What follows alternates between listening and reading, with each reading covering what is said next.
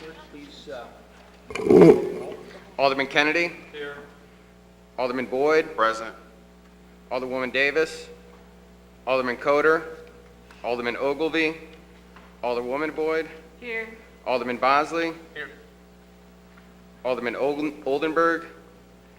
Chairman Roddy. Present. President Reed. You have 5 present, Mr. Chairman. You have a quorum. Okay, we're sorry for the light turnout today. We had a number of people call in. Alderman Kotar, I believe, is in trial out of town or something. Alderman Ogilvy is out of town. Alderman Odenberg is out of town, and Alderwoman Davis, I'm not sure where she is, but she did ask to be excused today. So we are grateful that everyone else was able to make it. We had 2 board bills on the agenda today. We'll hold those till the end. We have a presentation from the Budget Division that I think we had scheduled first out of deference to Paul's schedule. We thought we would put him on. Obviously, we are not the Ways and Means Committee, but we are the Economic Development. Economic development falls in our purview. Supposedly, if we do economic development well, we'll grow revenue well, and we're not really doing that too well right now. So I thought it would be good to have a presentation of the budget and start kind of ideally Alderman Oldenburg, who's been kind of working on our performance measures, and he would have been here today too, but he's not. So one of the performance measures, obviously, is how much money we're making. So I thought we could have a 15-minute overview for folks to, spend a little time understanding that and get some direct interaction with Paul, our budget director. Next, as a preview, last year, we're going to try to do this every year. Last year, we had the CFO of the St. Louis school system come in and give a presentation. We're asking her to come back. That'll be at the, I think it's the last week of June. She'll be in. And then Gerard, our financial analyst, and Tom Oldenburg, Alderman Oldenburg, have been working, and they have on this whole idea of performance measures, trying to measure quality of life issues for our city residents, and they found a wonderful resource. It's the St. Louis Federal Reserve, who are considered some of the best economic analysts there are in the country or in the world, and so we will be having a presentation by them in the last week of June, and they kind of sharing with us some data on our residents in the city. So with that as kind of a backdrop, Paul, why don't you go ahead and you got handouts for us then? And we'll try to keep this down to 15 minutes, and then we'll have Resolution 19, the Alderman from the 20th has introduced. Good morning, Mr. Chairman. Thank you, members of the committee. What's being distributed is the presentation I made to the Ways and Means Committee a couple weeks ago, and Alderwoman Boyd would be quite familiar with this. Also, at a public hearing we just had last Saturday, and this is also posted online. So if anyone wants to look at it in more detail or reference someone who hasn't seen it before, this is the budget presentation regarding Board Bill 1. And I'll run through it. And there are a number of things to consider in the budget versus the HUD's in regards to the HUD's committee in terms of growth rates of revenues, and you can see some trends. There's also some sections within the budget document itself. If you're interested in the trends in revenue growth and such, I would recommend taking a look at those sections as well. All right, on slide 2 of the presentation, it's an overview of the total budget of the proposed budget for FY19 is $1,111.6 million. That's a 5% increase over the previous fiscal year. And you can see the chart below, the components of that budget. Now, while it's a 5% increase, you can see the general fund, which is just under half of the overall budget, is at $516.6 million, is up 0.7%. That's most of the growth in the coming year is going to be in the special revenue fund category, $172.8 million. That's a 25% increase. What that reflects is the full year receipts of the economic development sales tax that went into effect last year. Remember, that went into effect during the year, so this will be the first full year of receipts of those, and that's about a $9.4 million increase in that category. And then, of course, we have Prop P, which went into effect this past spring, and that's a full year appropriation of $23.4 million, so that's where you're going to see the growth in this budget. We also have an increase in the use tax receipts as well. Grant funds, $61.5 million, 13.5% increase, mostly with police increase in police grants as well as slate. The capital improvement funds, you can see the debt service fund is the fund where we appropriate funds for our general obligation fund debt, and that's pretty flat. Capital improvement funds, $37.5 million, that's down 5.9%, but most of that decrease relates to the fact that some of our existing debt, particularly in the Justice Center, is rolling off. So that reflects that decline. Enterprise funds, comprising both water and airport, $232.6 million, that's 2.7% increase. Water is up $4.6 million, and airport's up $1.6 million. The internal service funds category, that's the category where departments charge each other. The biggest item on that, obviously, is the health insurance that we pay for. The departments contribute to a common fund, and then we pay out the health premiums and such. So that's an internal service fund. And you can see from the chart there, general fund is just under half of the budget. On slide 3, if you look at, these are primarily looking at some of the major tax revenues that we rely on in the year. The earnings tax, being the largest, actually was up 1.6% through the third quarter, but it's trailing for the year. And so you can see that overall, individual receipts were actually up 2.2%. Corporate receipts were down 3.2% through the third quarter. So while it was up, it is trailing the historical pattern and is trailing estimates. The 3-year, 5-year, 10-year growth rates on the earnings tax is more like 2.6, 2.7, 3%. On the payroll tax, through the third quarter, it was flat, 0.4%. That also follows last year's performance as well. Although the 3-year and 5-year growth rate's more like 2.3, 2.1%. And you can see, again, on the charts, what it's indicating there is the percentage change over the same period in the previous fiscal year. So you can see, like, for instance, with the payroll tax, a little bit of volatility there between the quarters.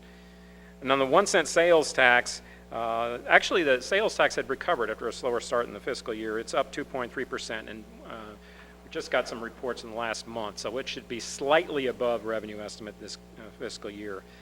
But its growth rate isn't very strong. It's not typically a strong grower for us. It's less, 3, 5-year, the 5-year, 10-year growth rate's less than 1%. So it's not necessarily a growth. Paul, just real quickly, are these numbers net of any funds that are kept in a special allocation fund for TIFs and everything? That's actually a good question. I was looking at that. These are actual collections. So these are gross collections. These are gross. This is the trend in gross collections. I was looking at actual receipts from what the general fund performance would be versus what the gross collections were.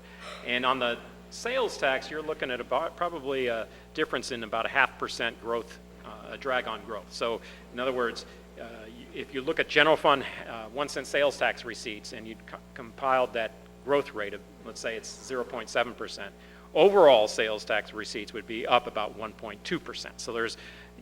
So you can see some growth, particularly on which would be allocated towards TIF and such, but the overall growth that's netted to the general revenue would be about a 0.5 point less. Slide 4 is just a depiction of the annual process we go through when we say, what's our revenue estimate going to be for next year, and what are the increases and decreases that we're facing next year. As you recall, we had talked about a $14 million gap estimate in mid-year. As the year progressed, we did get a few better numbers on the pensions, so we ended up with about a $10 million gap going in. And so in that, if you look at the illustration there, you can see beginning revenue base, that's our original budget at FY18 at 510.4. We've got revenues this year falling about $5.5 million short of that. So, as a matter of fact, we're going to be having to address that with a supplemental appropriation by the end of this fiscal year to make up for some of that. We had the refuse fee increase. That's going to be a $3.6 million full year. And then we've got net growth at about 1.6%. So that's an $8 million item. So in total, your budget is proposed budget for general fund of $516.6 million. But then you've got all the increases and decreases. You have police pay increases in health insurance and police pension.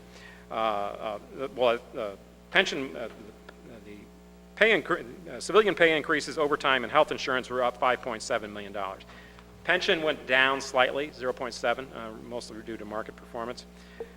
In the fire department, you had the SAFER grant expire, so it will expire in October, so the general fund's picking that portion of that was being paid for 20 firefighters into the general fund. That's about $1 million hit. And then on the fire pension, and I'll talk about that if time allows, we actually did an experience study. We reduced the assumed rate of return based on that experience study, which would increase your contribution. But as a result of reform in the last few years, we've had fewer disabilities in the pension system. So it actually ended up reducing our cost for fire pension. On the lease debt obligations, as I mentioned, you have the Justice Center lease, which is slowly falling off over the next couple of years, and that's down $5.7 million. You've got your first year payment on the Scott Trade Center debt of $1.5 million.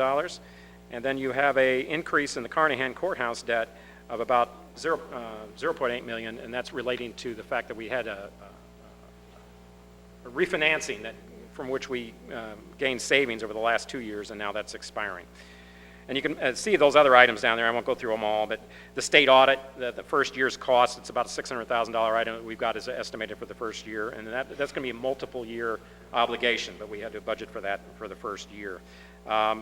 Big item here, like with refuse division, we've got most of the fee increases paying for new trucks, as well as the camera enforcement and the refuse containers. Now, one item I do want to call your attention to at the bottom there, the fund balance contribution, 1.5% of pay, that's new this year. It underscores the importance of trying to add to our unreserved general fund balance. It's something that we really need to do. We've been pointed out to have deficient reserves by the rating agencies and such. This is a plan to sort of become, as a regular process, allocating a portion of the budget towards restoring our fund balance. Paul, what kind of reserve fund did you call that again? Unreserved general fund balance. Unreserved. Right. That's like unrestricted. Is that the same? Yeah. Okay. So basically, it has no other claim on those funds. Gotcha. All right, thank you. Slide 5, quick summary. How did we bridge this $10.5 million gap? Well, you had about $5.4 million in reductions, cuts, and then the allocation of additional special fund revenue. We've seen an increase in gaming. As I mentioned, the use tax also was up and such. So that's in a snapshot how we address the gap. I'm sorry, Paul, again. Mr. Chairman, I don't want to be out of order. Is it okay if I interrupt? Yeah. No, please. So I noticed in there was 0.1 million, basically 100,000 for forestry weed cutting. So we're adding to the forestry's budget. If you recall, we had a supplemental appropriation in the current fiscal year, which threw $100,000 into forestry to, I believe it was contractual weed cutting. Okay. And so that, because that wasn't in the base, that was something we had to add into FY19. All right, thanks. Starting on page 6, it just sort of highlights across departments ups and downs on some of the increases and decreases. You can see, starting with general government and finance, mayor's office was down 3 vacant positions. Personnel moved 1 position to a special fund. The request, while we do have testing for hiring police and firefighters, we did not budget for the promotional testing, so that would be the higher ranks. Parks, Recreation, and Forestry, actually they had through some attrition savings, so they were down about $300,000. Judicial office had some cuts. The circuit courts were down 2 positions. Circuit attorney had the same number of positions, but had some salary savings. Sheriff was down 5 positions. County offices, other than the increase, which was on the increase list, we do have to budget for the 4 elections next year. There weren't many changes there. Public safety was where we had most a big reduction there in the neighborhood stabilization. Now, Ways and Means has recommended restoration of 10 of those positions, so that's going to be going through that process when E&A takes it up next week. Public safety and police, we had down $2.4 million, mostly in through attrition and salary savings, offsetting the increase in overtime. And that's sort of a highlights, and you had a change in facilities management, one position. So there's your $5.4 million in reductions. Going to page 8, highlighting the revenues. Earnings tax, again, remains our largest source of general fund revenues, $179.1 million. The estimate of 2.7% puts it in line historically, although we're going to have to keep an eye on that because I'm seeing weakness in this year's fourth quarter. Property tax, 62.3. We're actually outperforming on the property tax this year, although the 1.5% increase for next year it would be in line with historical trends. The sales tax, also, we're very close to revenue estimates this year, just slightly above, actually. And I've got a $53.9 million. That's a 1% increase, which is, again, in line with historical trends. Payroll tax at 2%, $39 million. The decrease in the franchise utility tax categories, that was because we had a one-time payment from Ameren UE of a couple $2.2 million to be precise. It was a settlement agreement with all municipalities in the state. And so that was a one-time occurrence. So pulling that number out, you end up with a 3.6% decline for next year. Intergovernmental receipts, that's up 8.1%, mostly of a timing issue. We received prisoner reimbursements from the state. They were delayed this year, so that should result in us getting a higher amount next year. Not necessarily an increase, but it is just a timing of when we receive those payments. Licenses, again, it's $14.1 million. Those are usually fixed rates, and so you don't see much growth in that category. What are licenses? Graduated business license being the biggest one, for Okay. instance. That's the biggest one in that category. You also have the automobile license fee. So this is basically the license collector and the Yes. collector of revenue office? The license collector. The license collector? Yes. Okay. Departmental fees and fines, the 2.5% increase. That includes, most of that reflects the increase related to refuse, which will be the first full year of those receipts. And then the other category would be transfers in, for instance, restaurant, the C&T fund, which is the restaurant tax, the hotel tax, and such. And you can see from the chart, the earnings tax represents about 35% of the total there. I won't go into too much detail on page 9 because I've already talked about the highlights and increases and decreases by department. But if you can look at the percentage changes by department, the big increases there. In general government, it's not $26.4 million. That's a 9.2% increase. Big increase there is a $2 million for anticipated police judgment and costs through the city councilor's office. So you're going to see that we're appropriating a total of about $5 million next year for judgment costs, and so that's a $2 million increase over the current fiscal year. In the non-departmental category, you see is $37.6 million. That's 6.5% decrease. Again, that has this Justice Center decrease in the debt service for the Justice Center down $0.7 million. The increase in the Scott Trade, which is up $1.5 million, and then the increase also in the Carnahan Courthouse debt of $0.8 million. The other big item here in the county offices, 9.7, that 15.6% increase, that reflects the Board of Election Commissioners increase in their budget because of the four scheduled elections we have this coming year. Overall, you can see it's a 0.7% increase. And Department of Public Safety, departments represent about 56% of the general fund total. Starting on page 10, this is a discussion of some of the special fund revenues and the local use tax. It's up 23% year to date. And of course, that includes some of the increase in the rates. For instance, the economic development sales tax, which boosted the rate, so that boosted the use tax, as well as the receipts of online sales, particularly Amazon. We've been starting to receive those. I can go and talk a little bit about Amazon in a bit. They have been outperforming this year, although with the interesting thing about the Amazon use tax sales is that when it's an out-of-state purchase, that's our use tax, so we receive it. Now what we're seeing, however, is that with Amazon starting to locate within the state of Missouri, they've got a proposal in Hazelwood with a proposal in St. Peter's, any orders fulfilled at those locations become sales tax. And who benefits from that? It's not the city, it would be Hazelwood and St. Peter's. So as more and more of that occurs, we might start seeing an erosion in this new revenue that we're getting in the use tax from Amazon. On the economic development sales tax, this will be the first full year of those receipts. You can see, the allocation there is by the ordinance. Remember, it's 60% transit, 10% neighborhood stabilization, workforce development, and public safety infrastructure and city infrastructure. Oh, I jumped over the local use tax allocation. Let me go through that really quickly. The Affordable Housing Commission, by ordinance, was allocated $5 million. We hadn't traditionally been allocating its full amount. It will receive its full amount plus an additional $500,000. The Healthcare Trust Fund, also fully allocated at $5 million. Building demolition allocated at full at $3 million, which was the $2 million over the original FY18 budget. And then, of course, we have whatever's left, which is the excess use tax, which goes for those items described there. And that's sort of a total budget of $34.3 million.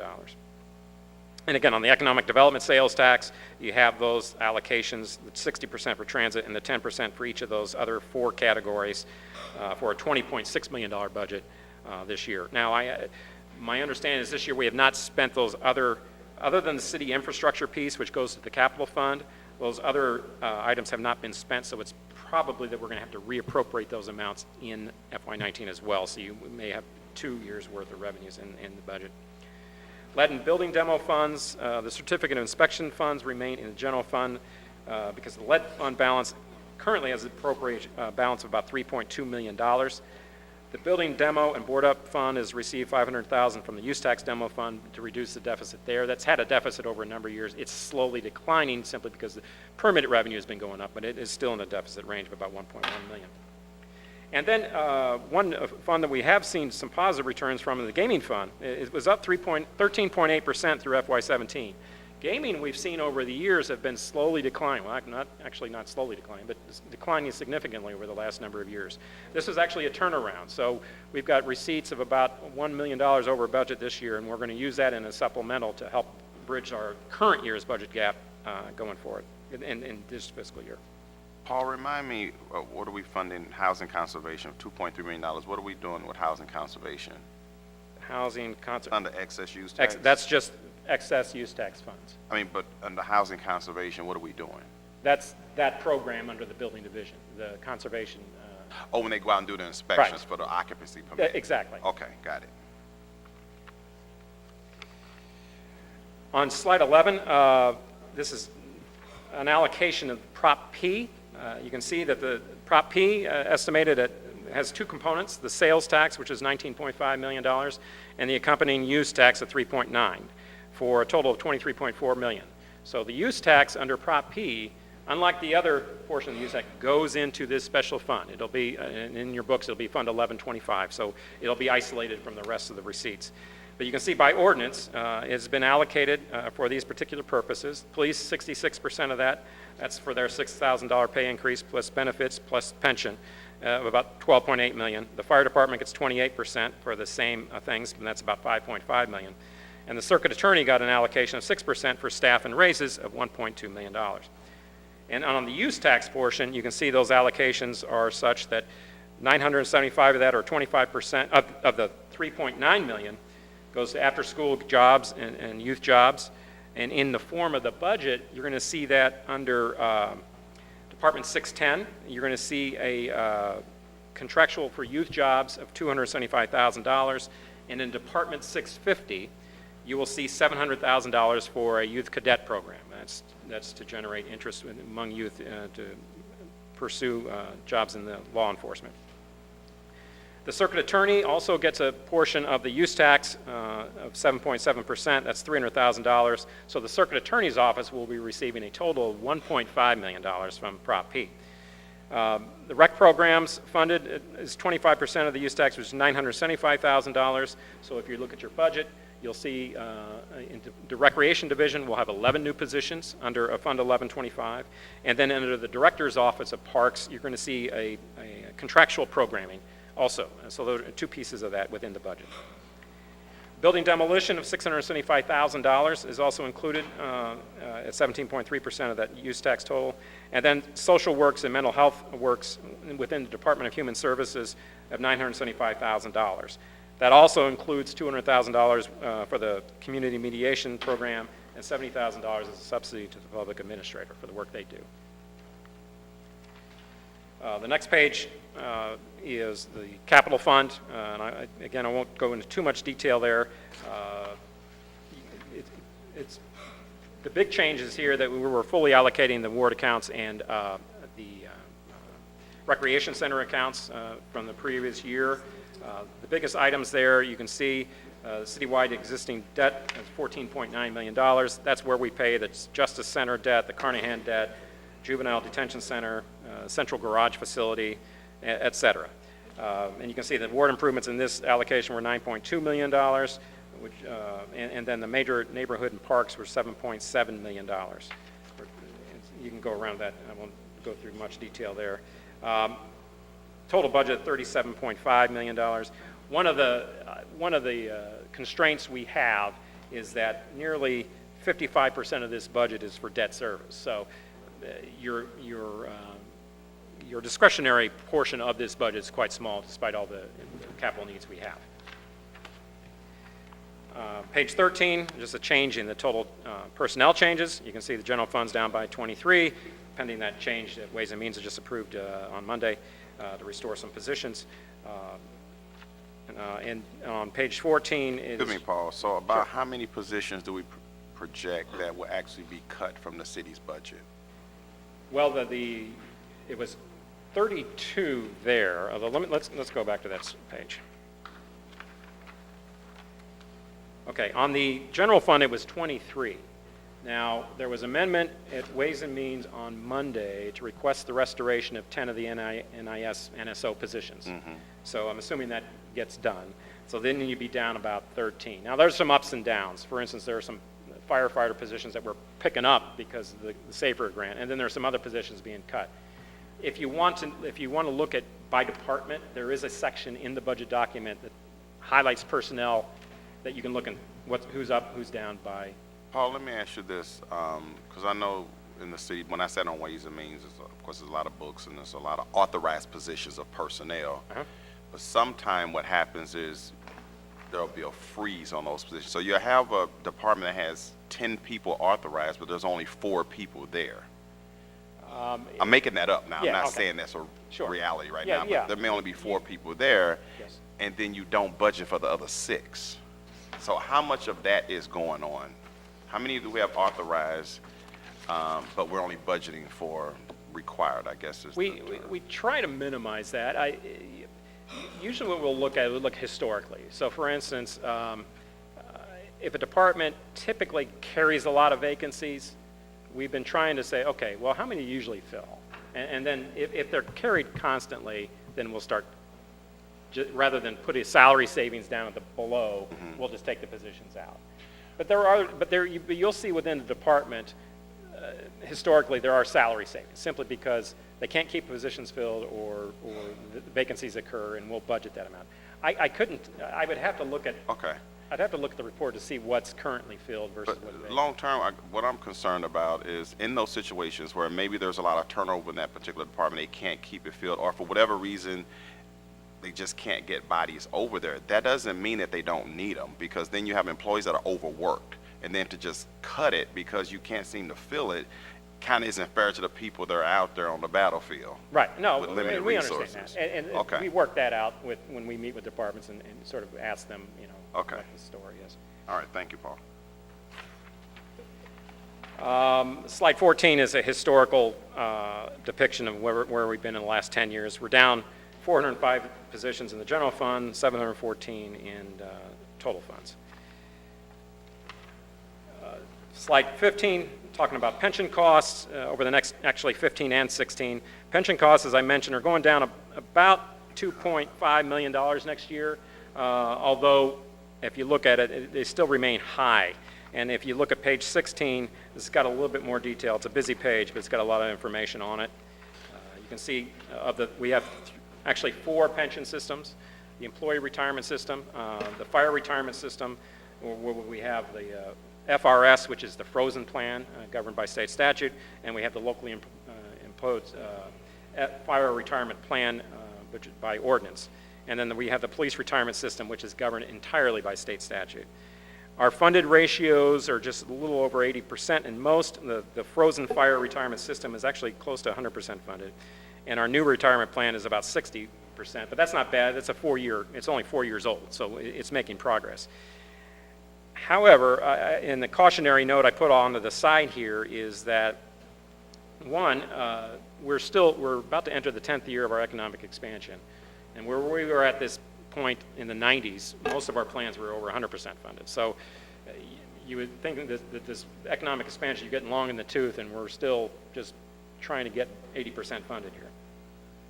And also the cost of maintaining these plans is significantly high. If you look at it, now you can't, as I mentioned, as one question was this weekend about the comparison of the plans, employee retirement, you can't necessarily compare that with police and fire simply because that's a supplement to Social Security. So the $6,800 cost per employee is lower there because we also do Social Security. But imagine that with the police retirement, for instance, that's $29,000. That's close to half of his salary. And so that makes the cost of that pay pretty high. So that's something we're going to have to address going forward. Where is that at on here, Paul? What's that? The cost per employee? That's at the bottom number in that white box. Oh, okay. It's right there. Thank you. So that makes trying to get something done an imperative in trying to get our costs under control with pensions. And again, as I mentioned, it's a little bit more difficult with police, on the police side, simply because it's governed by state statute. Second to last page, just sort of highlighting where we are with the fund reserves, unreserved general fund balances, and the importance of maintaining them. I won't read this whole thing for you, but the key takeaway from this page, if you remember when we hit the recession, the two fiscal years with FY10 and 11, you can see that decline. Our target was 5% of the general fund budget, which is considered a minimal target. Most consider at least 10% would be the norm. And we were there back in FY09, but then we hit the big recession. So we had almost $18 million drop in those 2 years there. So you can see how important that was to have those funds available.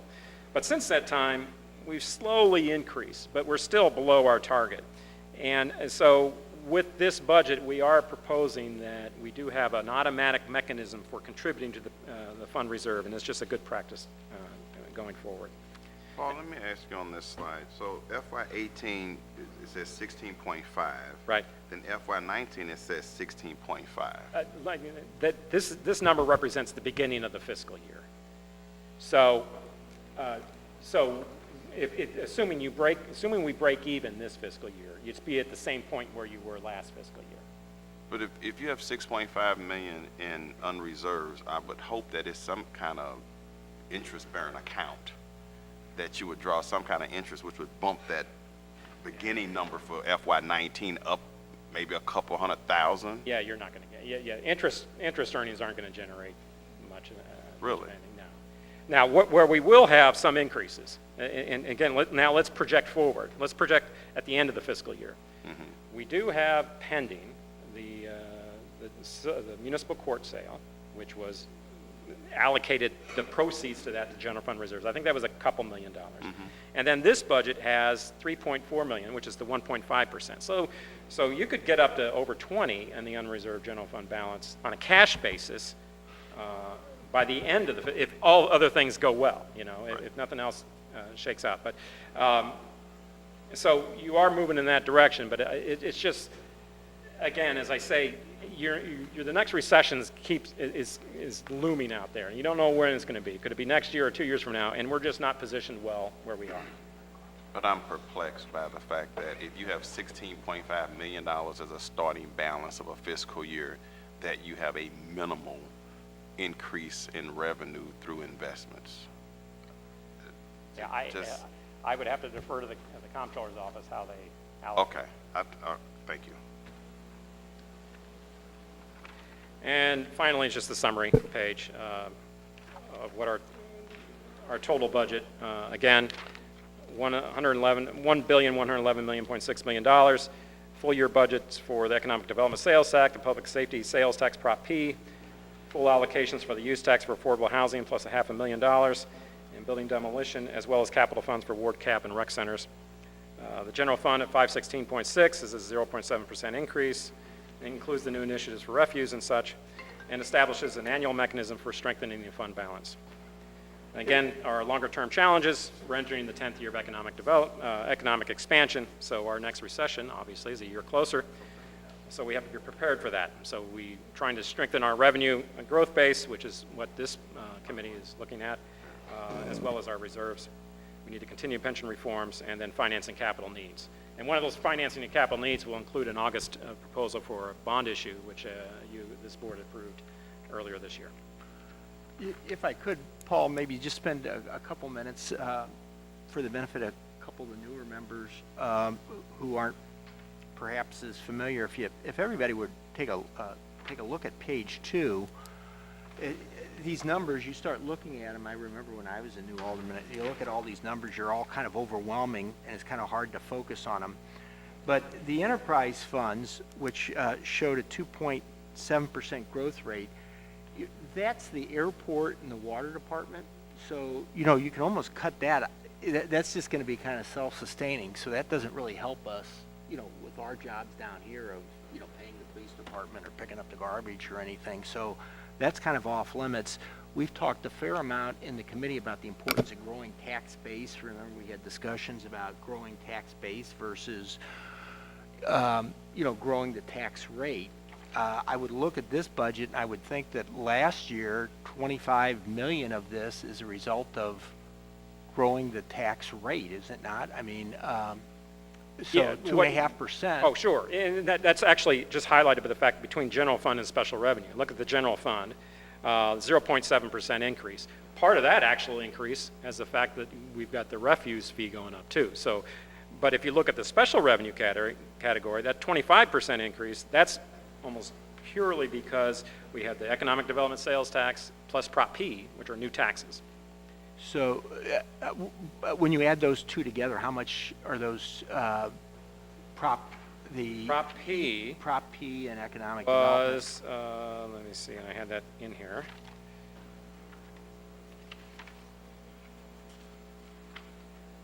Prop P was 23.4 million. And then, of course, the economic development sales tax was 20.6 million. That does not include the use tax piece, but that's about 4% of the budget. So you can see that out of the 5% growth rate, 4% of that was attributable to sales tax rate increases, right, as opposed to growing our tax base. And some of these other things that you start looking at in here, it's kind of dismal. That you have your internal service funds. that's us paying one department paying another department. So that's that 4.6% growth there is really misleading as well. So you lose the 2.7% to 4.6%. Now you start taking a look at the others, and you start realizing virtually all of our growth is a result of increasing the tax rate, which is, you cannot do that endlessly. It's unsustainable. And so and that doesn't even include the fact that we don't. You had one exhibit you showed me that showed how much we were losing to TIFs, and yeah, there is actually and that's online if you're interested, but it allocates by revenue source specifically. So for instance, it will detail which revenue source is being allocated to the TIFs. Paul, have you had I know you're busy just kind of trying to make all the numbers, keep track of all the numbers up there, but have we done much in the way of financial analysis, or do you have the capability? For example, I noticed in here earnings tax is growing faster than payroll tax. I presume that's because we're having a lot of non-for-profits growing in the city, and they're growing faster than other places. Yeah, it's a slightly different base, and so who are our big employers? And you look at it and you say, well, it's the eds and the meds, basically, the colleges that do not pay payroll, and if they're growing more rapidly, then so the earnings tax would be showing greater growth than the payroll tax. And so that's typically what you see there. Yeah. And then you have, I guess, the sales tax versus the restaurant tax. We actually know, so we can kind of track and see if restaurant sales are going up relative. You can track that specifically. Have we gotten in and started thinking about strategically about certain industry? Have we taken a look at earnings tax by SIC code or anything? I have actually taken a look at, I've taken sales tax by SIC code before. Now, this is a few years old. I can tell you that retail makes up about a little over half of our sales tax itself. But within that retail, eating and drinking places are about half of that. So restaurants and things like that would comprise about 25% of our sales tax activity. So when we start getting concerned about, we've been, in the last year or two, we started incorporating substitution rates into our TIF underwritings. Can we take a look and see, have we gotten to the point where we can kind of drill down on a macro level and see if we're cannibalizing our restaurant sales by? I haven't seen anything like that. I think you can if you what we have done, and you can actually see it in your revenue books as well, where you've got, and we broke this out just this current fiscal year. You'll see the gross revenue coming in less what's being allocated as a negative adjustment. The TIF adjustment would be a negative adjustment within the revenue book. So you can see what your gross number is versus what your net number is on revenues. Well, I think one of the things we need to do is start having, perhaps someone up in your department doing, kind of some financial analysis. And we've tried, I hope you appreciate, we've tried to involve you in some of the TIF stuff more actively. And as we start getting to develop, if we get to the point where we actually start developing a economic development plan, I think it's, being able to dig down and look at SIC code, revenue by SIC code and things like that will be really important for us. I'm sorry, I'm kind of dominating this. Are there any other questions? Let's go through the committee quick. Alderman Kennedy, do you have any questions? Or Alderman Boyd? No, you stepped away. Bob. I mean, not me, that boy. Now it's since he's gone, you're up. No, I've talked prior. Okay, Alderman Bosley, do you have any questions? Yes, I do have a question. Good morning, how are you? Morning. Thank you for being here. I generally try to kind of see what we are doing when we do have the opportunity to speak and kind of see what are we doing thinking ahead as far as trying to be preventative with some of the situations that we've fallen into over the last 10 years. Like we do have a 10-year change here on page 14. Is there anything that we're working on as far as looking at a 10-year trajectory from today to see what we can do to be putting more funds into general revenue, so when we do get to a point 10 years from now that we have made an effective effort to be ahead of ourselves, opposed to falling behind and trying to pick up the slack from all these different departments, kind of where we are now with trash, and we're steady increasing our tax. We're increasing taxes, but we're not working on, kind of piggybacking off of what Alderman Roddy said, Chairman Roddy, not increasing our actual tax base. Is there anything we're working on? I know that's might be outside of the scope as far as increasing the actual tax base of what it is that you do as far as crunching numbers, but are we looking at where we will be 10 years from now if we continue conducting business the way that we are, as far as sustaining just what we have? I can tell you that every year I'll do a 5-year projection, and that's actually included within the budget document, so you can see that. And I can tell you every year when you do those projections, you always will see expenditures outpacing revenues, and it's just a matter of degree which one. And then I also know that we did do the Comptroller's Office had commissioned through the PFM a strategic financial plan, which was approved a couple of years ago, and they are currently in the process of updating that, so they're looking at that. From my standpoint, given the tools that you have at the current currently, I think the budget was compiled trying to address some of the issues, at least getting us up to a point, and I always say this, where it's structurally balanced. In other words, you're not pulling money from where you shouldn't be pulling, or you're having to pull money in order to keep it balanced. We're getting closer to that this coming fiscal year, and we are setting aside money for reserves. But like I said, it's still a challenge in trying to get to where you need to be. And I think there are some things that we can do, particularly on the pension side, which is a big cost that we still need to be addressing. I continue to think on the expenditure side more than the revenue, because although on the revenue side you definitely need to do updating fixed fees and stuff like that to keep up with inflation, right? But there's only so many sales tax increases you're going to be able to explore. So you also need to look on the expenditure side, and pensions as being one of them we can look at. I think the bond issue proposal will address some of our capital needs and hopefully address some, because some of those needs hit us on the operating side. For instance, courts. In this capital budget, we have about $1 million or so in capital improvements for courts, simply because general maintenance has not been maintained, and so you have things break and they need to be fixed. We're seeing a lot of that, and I think so. To the extent those things occur, it's not going to get you where you need to be, but those are the kind of things you need to look at in order to hopefully push it in the right direction. But then I would expect the strategic financial plan, when it's updated, will have some other ideas in terms of revenues and such. Understood. Are we working with the comptroller at all, as far as your office and the comptroller, and looking at what we can do as far as I know? And it's not, up to you to kind of invest in how we kind of move the money around, but I think it's good for the departments, if you all aren't having those conversations, to start really looking at, because I mean, even with the pensions, we just had a really big kind of powwow with officers, and everybody already feels inadequately paid, even with them just getting a raise. Living in the city that we live in, we know it's a violent city, so we all need protection, and we're always in competition with the county. Whatever the county does, we try to hurry up and do something back so we can retain. And I'm just kind of thinking, Sure.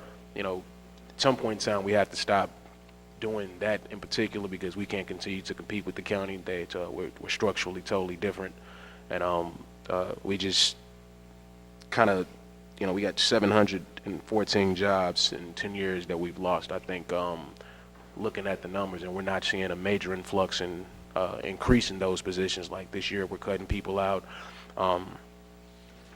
If we continue like this, we'll definitely be seeing those numbers decrease even more, and even adding technology to the different departments that help services when we do decrease and when we do remove some of these positions. It still doesn't help us, increase that tax base. All we're doing is just taking away a job and making sure that we have the technology in place so the services won't get worse. But the services are continually getting worse, and I'm not getting on you about it. I know you don't run, forestry, all these different departments, but they are having a hard time retaining employees. They're having a hard time having competitive pay.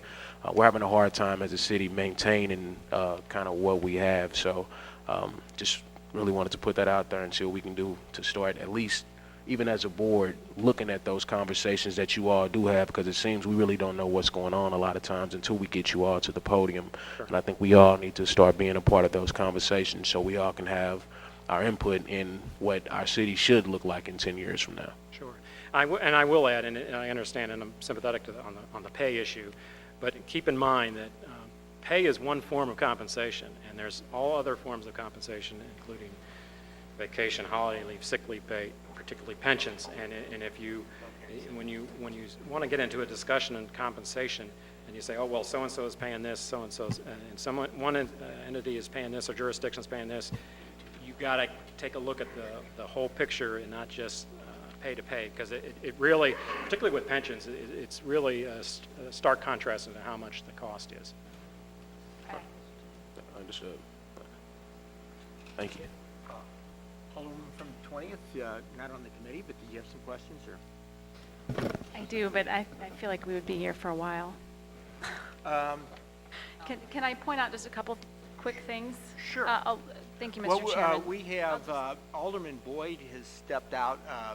I've been informed that his goal is to be back by 10:30, and we need him to vote something out. And then I've been informed that our colleague from the 18th will have to leave about 10:40, so we got about a 10-minute window to get some things done, but I think we have a few minutes. If you have, because then we're going to go into the, why don't we take a couple minutes anyway? Go ahead. I'll just take a quick minute to further your point, Mr. Chairman, on the growth coming from added taxes. I went ahead and just quickly took out the Prop P and the Eco Devo 44 million total from the special revenue increase, and when you remove that, subtract it from the 172, you actually get 128, which would represent a decrease in special revenue 18 to 19 without those two additional increases. You got to be careful of that, because remember, FY18 did have part of the economic development sales tax. Okay. And so, yeah, so that was next year will be the first full year of 2019 will be the first full year. full year, but you did have a portion of the economic development sales tax in the current fiscal year. Gotcha. It's still, I think it's pretty abysmal, and if you look at the general fund and take out the 3.6 million that is added on by the refuse Right. increase, then you're looking at a absolutely stagnant zero increase in the general fund year to date. There's not even a 0.7 increase. The increase is 100% due to the increase in the in the refuse fee. This is a pretty sad state of affairs for our city to be in when most cities have fully recovered from the economic development downturn. The city of St. Louis is still struggling to get to a net general, increase to match the cost of living increase every year. One of the things that I think one of my colleagues pointed out was, and I know you mentioned it, the need to replace capital.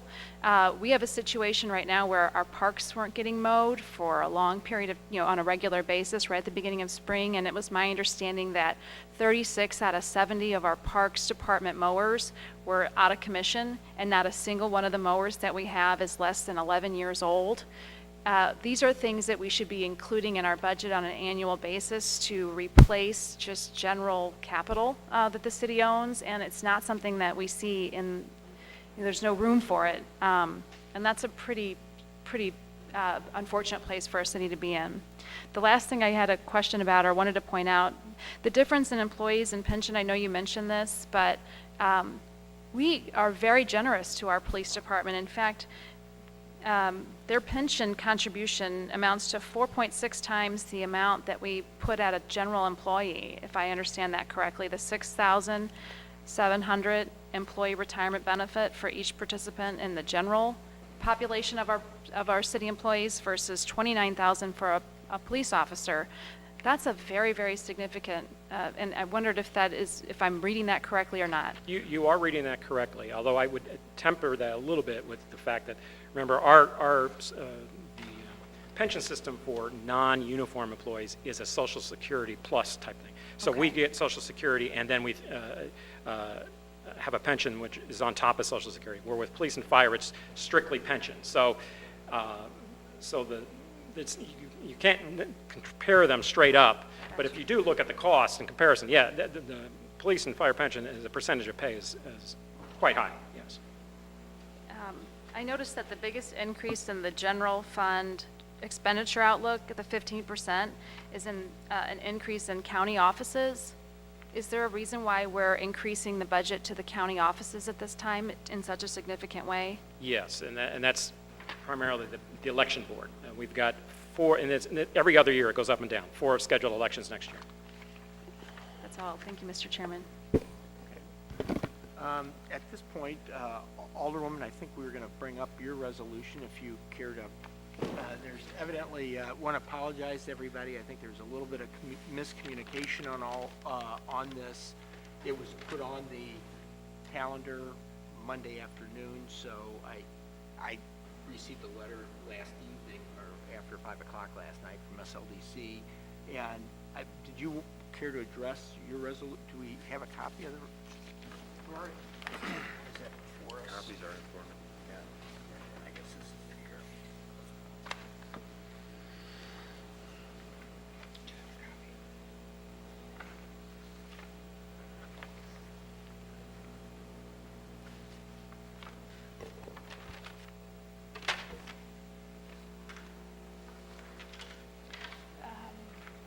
Mr. Chairman, would you like me to speak on Resolution 19? Go right ahead. Okay, thank you, Mr. Chairman and members of the HUD's committee. Resolution 19 is a resolution calling for federal and state investigations into the proceedings of Mr. Paul McKee as it relates to the city of St. Louis. As we've watched events unfold, we all know we've been in dispute, the city has been in dispute over property values with Mr. Paul McKee and Northside Regeneration. This is a developer that has been on the receiving end of considerable state and local tax incentives for a long period of time. And as the trial to determine property values has proceeded, some very interesting and big revelations were made that were never previously aired details. Among the biggest of which was the fact that distressed area land assemblage tax credits were awarded, and these awards were described by city attorneys in that trial as being shams, because no money changed hands. And as a result of that, the Missouri Department of Economic Development has flagged some of these sales as improper. And in 2013, the state actually blocked one and clawed back some of the state tax credits that were issued because of some of these dealings. Since that time, Mayor Kruston has announced that she was not only shocked by these revelations, but that she's launched an internal investigation. As well, the Department of Economic Development for the state of Missouri has announced that they are very concerned, stating that they are very concerned regarding the issues raised during the trial and will be working with the necessary parties. We also know that, as reported by Jacob Barker of the Post-Dispatch on May 21st, that the FBI is paying somewhat attention, attending these trials, et cetera. So this resolution calls, takes, these dealings, these tax incentives that come through the city of St. Louis come through the Board of Aldermen, and they come through us, we okay them, and we have some responsibility to the general public to ensure that they are done properly. And when there are as major red flags as we have seen with these allegations through these trials, we ought to take the appropriate action. Now, given, as the chairman pointed out, some confusion about this hearing and whether or not we were going to be hearing this, I would be happy to take this on at a later date, especially given the fact that at a late hour last night, several members of the general public reached out to me in confusion and in disappointment that there wasn't better communication with the general public about hearing this particular resolution. So, Mr. Chairman, if you have another HUD's meeting coming up, I would be happy to postpone the hearing of this bill to that time. Sure, we have one coming up the last Wednesday of the month, which we'll be glad to put it on that. I know the week before that I am out of town, and the only other time would be next weekend, and I don't know where I'm at next Wednesday. Yeah, so it's the 27th, so we'll be glad to do that. Is there anyone who showed up specifically to speak about this today? Because I feel like we at least owe someone the opportunity to, since we advertised it kind of at the last minute, I apologize. If anyone is here and would like to speak to this, we will have another opportunity in 3 weeks.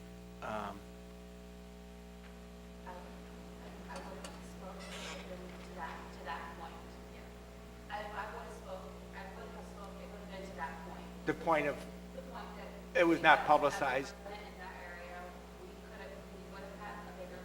Okay. Okay, and I apologize. Sometimes we have some communication issues down here, but if there's no one else here to speak on behalf of this today, we'll continue this till it will be a long meeting. Everybody, we have the school board showing up. We're going to have somebody from the Federal Reserve, and then we have, I think, 2 or 3 board bills that day, so it'll be on the 27th. So unless there's a preference by committee members that we schedule something next Wednesday specifically for one of those topics. Otherwise, I would go ahead and kind of check off at least half the day. Reasonable? Try to minimize your trips down here, but when we do get you, we take a longer time. Okay, if there's no one else who cares to speak on this, then we'll go ahead and we will continue that till the 27th. Okay, thank you, Mr. Chairman. Thank you, Alderwoman. Okay, we have two board bills, one I'm the sponsor of and one is Alderwoman from the 11th. We have our zoning commissioner is present and she has agreed to speak on, lead our discussion on board bill number 50.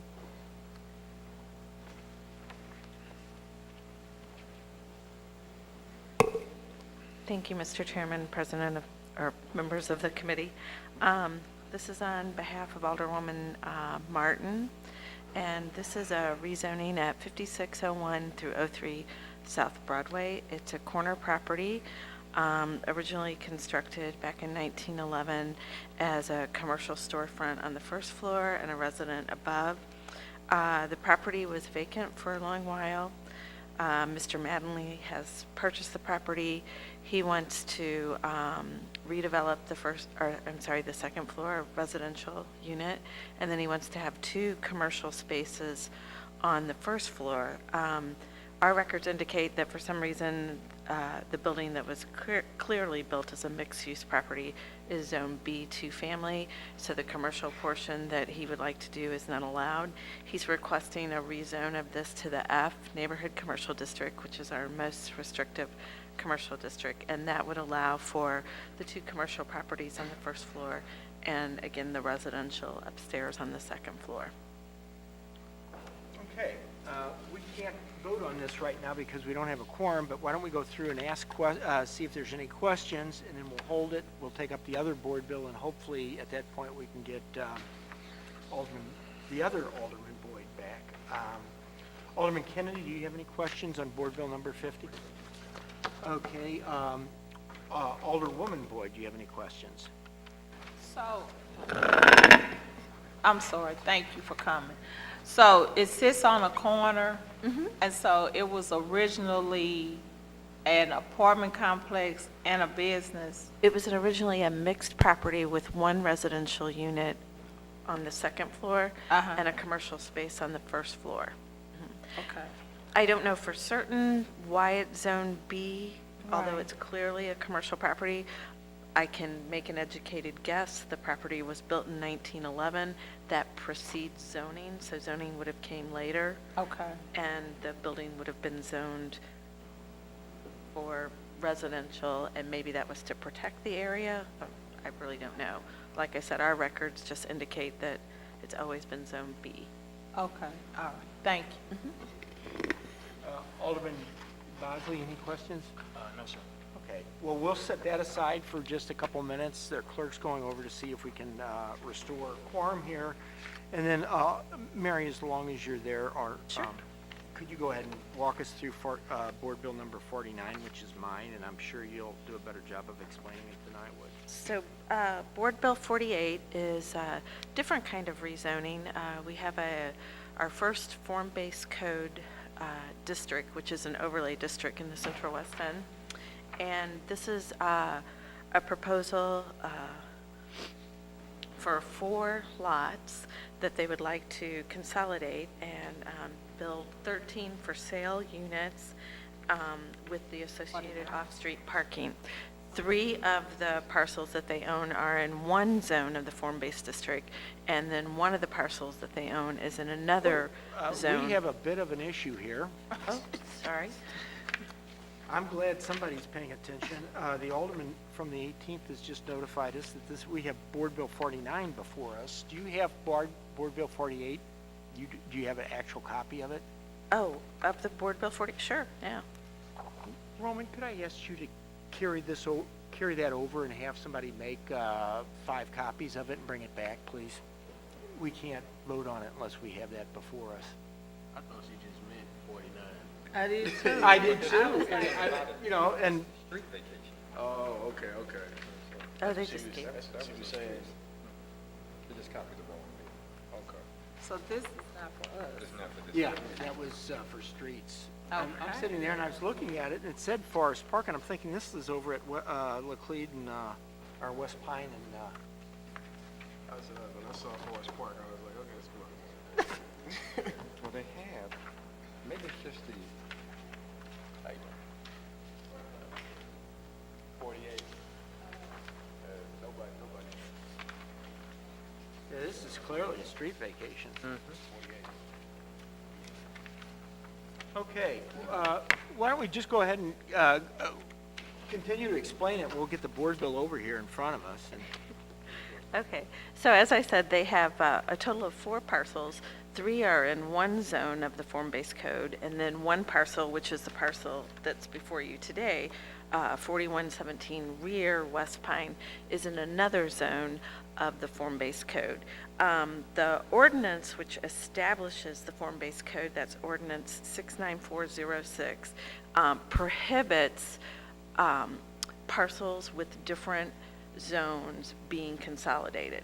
So he's before us asking for a rezoning of the 4117 Rear West Pine to the same zone as the other 3 parcels he owns in order that he can do this new development here with the 13 for sale townhomes and the associated off-street parking.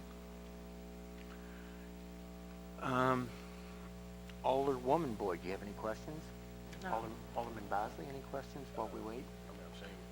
On the good news, on the good news side, these will be, is it 14, how many? It's 13 for sale. 13, all of these will be market rate, and there's no tax abatement on any of them, and I think they're all going to be pretty expensive projects, so. How many square feet? I don't have the square footage on on each of those units. I don't have the plans. We know the price ranges? I'm sure there'll be $400,000 units. 400 probably, to so 500,000. $4 or $5 million Yeah. worth of projects that'll be, That's great. built with no tax abatement or anything, so. that So should- these are condos, Condos, yeah. those will be Condos, I was like condos. For condos, sale units. okay. Well, congratulations. Yeah, we have a number of projects that have gone without any tax abatement at all over there. We don't typically deal with them in our committee because they don't have to come before. They don't have to come before us, so. But we have been, despite all the discussion, we've actually been cutting back, On tax systematically on abatements. tax abatement, particularly in the West End. We'll still use it for,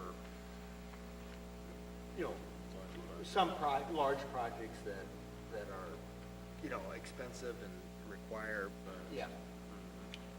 projects that, that probably would not be built in other just, high-rise buildings and things like that. Although I think, I agree with Paul that we're getting closer to the end of this expansion, so we're gonna probably end up with some of the building slowing down, I think we're gonna probably start seeing. Running out of land over there? Well, no, I think throughout the whole city, this year, I think we're gonna set a record as far as the number of building permits issued. Let's go. Lots of interest in residential development with the announcement of the NGA site. We've had a lot of people come through our office wanting to do residential projects up around there. I would think that will only increase in another year and a half. I think it'd be really interesting.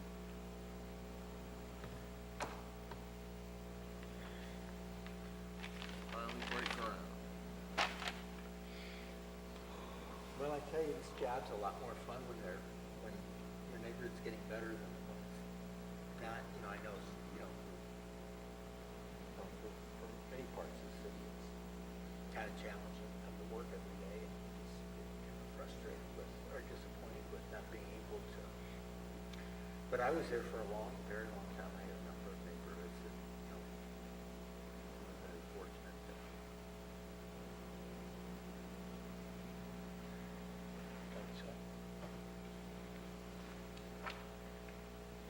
Thank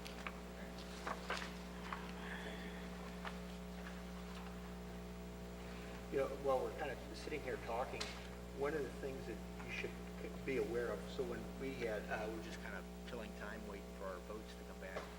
When Paul was here, this stuff, the longer you're down here, you kind of pick some of it up through osmosis, but one of the things to kind of be aware about is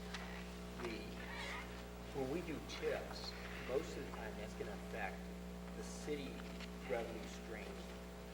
much more than tax abatement will. So with the TIF, a lot of times it'll still affect the real estate taxes, but see, the city, if you look at our budget, we don't get that much money from real estate taxes. We get most of our money from either earnings taxes or sales taxes. So when we do TIFs, we frequently are giving up a portion of that. Now, when we do tax abatement, the schools get about 60% of the tax abatement, the value of tax abatement. And so if you pay $1 in real estate taxes, about 60 cents of that dollar goes to the schools, and about 10 cents on that dollar comes to the city. So,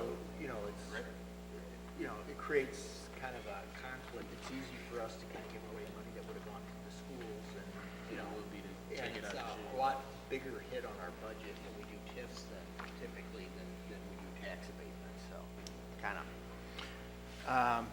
Okay, we have 2 board bills before us. We have a quorum, unless one of the colleagues who are out of the room have a question about Board Bill 48 and 50. Let's do them in numerical order. Chair will recognize a motion to pass out Board Bill number 48 with the do pass recommendation. I move that we pass Board Bill 40 out of the committee with a do pass recommendation. Second. Moved and seconded. Mr. Clerk, please call the roll. Alderman Kennedy? Aye. Alderman Boyd? Aye. Alderwoman Davis? Alderman Coder? Alderman Ogilvy? Alderwoman Boyd? Aye. Alderman Bosley? Aye. Alderman Oldenburg? Chairman Roddy? Aye. President Reed? You have 5 aye votes, Mr. Chairman. Okay, with that, Board Bill 48 passes out with the do pass recommendation. Chair will entertain a motion for Board Bill number 50. Second. Previous roll. Having heard a request for previous roll and no objection, we'll consider Board Bill number 50 pass out of committee with do pass recommendation. Thank you all for coming down today, and we will see you for a long meeting on the 27th. Thank you.